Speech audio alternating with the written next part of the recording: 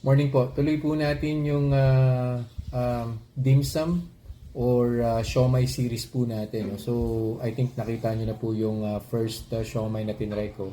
Henlin. So, 4 pieces po yun na pork siomai. So, this time, magta-try naman po tayo ng ibang brand. So, this is Master Siomai. Yan, Master Siomai. 4 pieces din po para maganda po yung comparison po natin. Tapos, I think Japanese po ito, no? The reason why I picked this Japanese siomai na variant, it's because wrap po siya ng nori wrapper.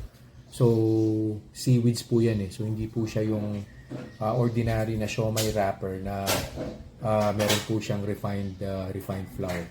But of course, I'm pretty sure meron pa rin po itong either flour or starch para mabuo po yung mga yang siomai na yan. Kasi pag hindi, mag-iwalay po yung meat niya. So yun po, dating gawin, nag-baseline na blood sugar na po tayo, no, through CGM. So ito po, 113 po yung baseline blood sugar po natin. Of course, gagamitan din po natin siya nung kung ano pong meron sa store. Yung soy sauce po nila tsaka yung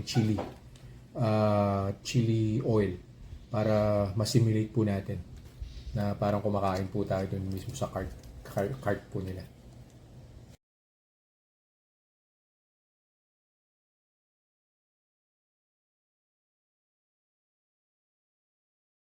Naka 2 hours na po tayo since I ate the, what do you call this, yung Master Siomai Japanese variant.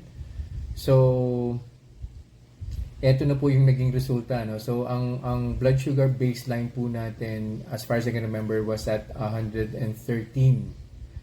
Tapos, after 1 hour, umakyat po siya ng 122. So, very minimal po siya. No? So, that's 9 milligrams per deciliter. Tapos nag-steady lang po siya doon sa 122 until finally on the second hour, bumaba po siya ng 115. Though hindi naman po niya inabot yung 113 na baseline, pero sobrang lapit po niyan.